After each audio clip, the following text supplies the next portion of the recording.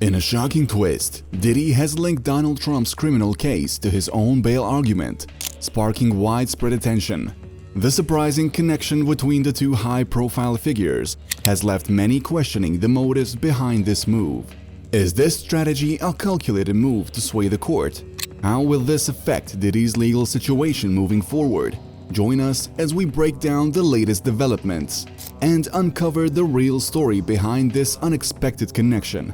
In a bid to be released on bail as soon as Thanksgiving, Sean Diddy Combs is turning to an unlikely ally, President-elect Donald Trump.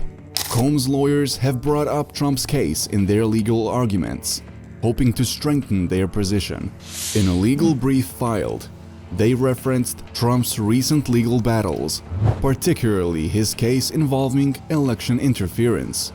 The defense team used an appellate decision in Trump's case to argue that defendants like Combs have broad free speech rights, especially when facing criminal charges.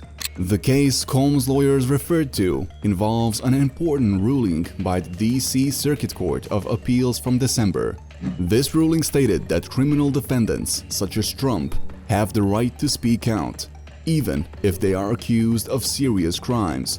According to the court, only a serious and direct threat to the fairness of the criminal process can justify limiting a defendant's speech. The lawyers for Combs emphasized this point, suggesting that, just like Trump, Combs should be allowed to speak freely as he faces charges related to trafficking. The defense argued that Combs is entitled to express himself during this trial, just as any other defendant is.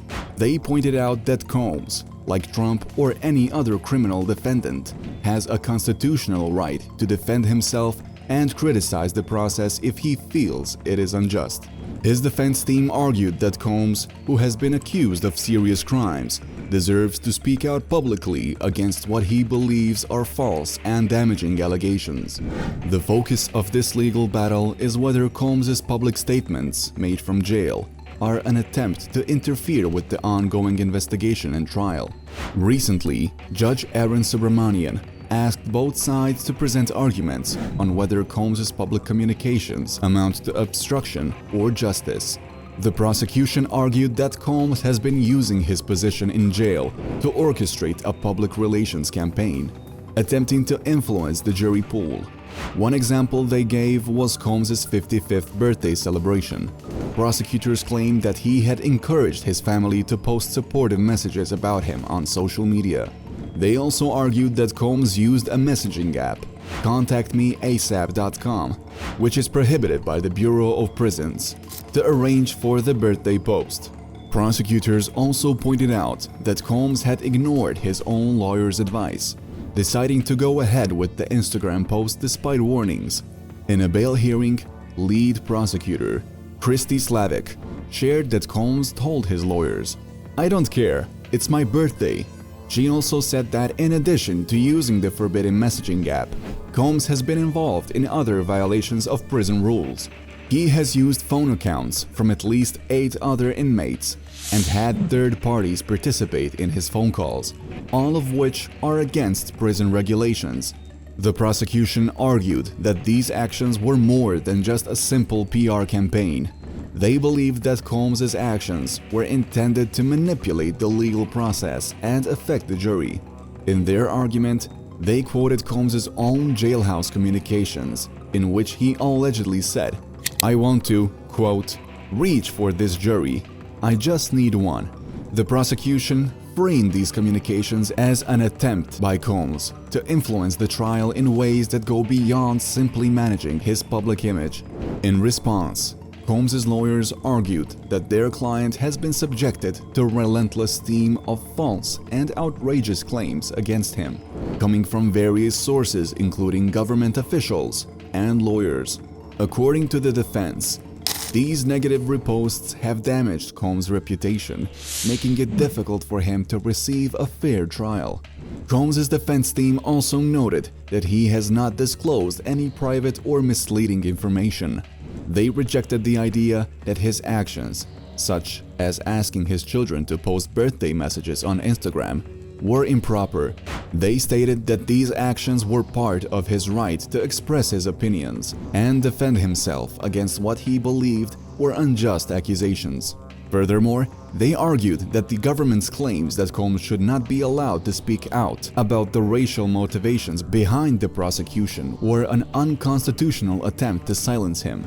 Ultimately, the defense team's arguments highlight a crucial legal issue: the balance between a defendant's right to free speech and the need to protect the integrity of the criminal justice system. Prosecutors respond to Combs' First Amendment claim. Prosecutors responded swiftly to Combs on 25 November, Monday afternoon. They rejected his claim that his conduct was protected under the First Amendment, calling it baseless. According to the prosecutors, Combs' actions while in jail demonstrated a continuous and bold attempt to improperly influence his ongoing criminal case. The filing pointed out that even as recently, Combs has used another inmate's Contact Me ASAP account to communicate with family members from the Metropolitan Detention Center in Brooklyn. This, the prosecutors claimed, was unauthorized and went against the rules. In their response, prosecutors made a sharp distinction between Combs and former President Donald Trump. They pointed out that while Trump had the unique position of being a presidential candidate, Combs was not running for president. The prosecutors wrote that Trump's legal team had to balance his right to speak out about the charges against him with the public's right to a fair trial. However, Combs' situation was different. They noted that the same appellate decision cited by Combs also set limitations, emphasizing that it did not allow for actions like making public statements to prejudice a trial in one's favor. Those same First Amendment interests are not at stake here, they wrote. The prosecution accused Combs of going further than just speaking about the case in a public setting.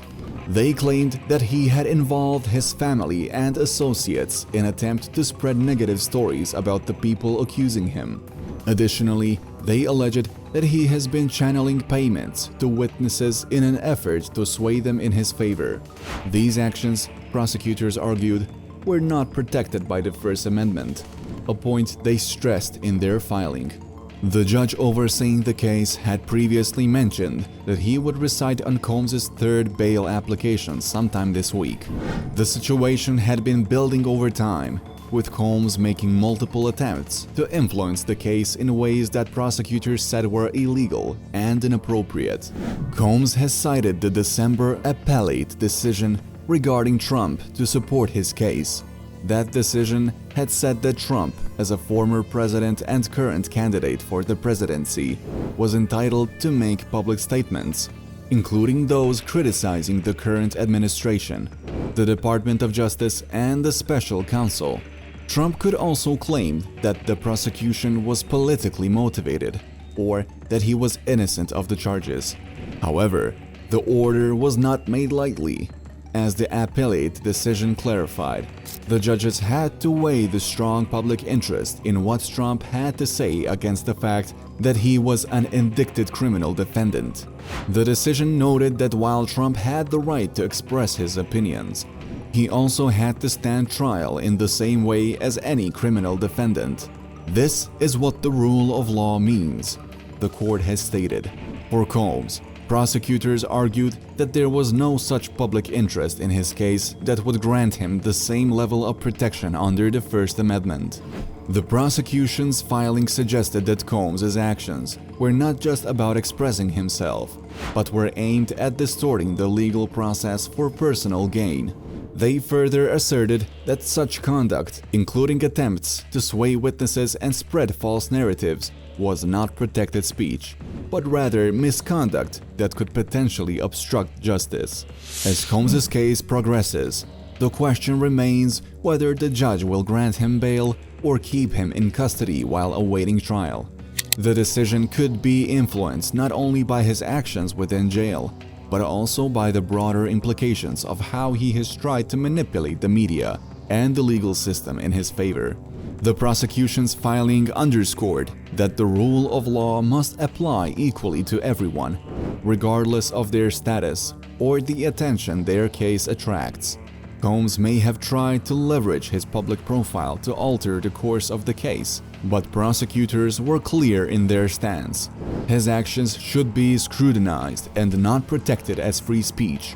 The legal system, they argued, should remain impartial, and Combs must face the consequences of his actions, just like any other defendant. Diddy's attempt to use Donald Trump's criminal case as a part of his bail argument highlights the complexities of the legal system. What do you think? Should celebrities be treated differently in the courtroom? Let us know your thoughts, and don't forget to like, share, and subscribe for more updates.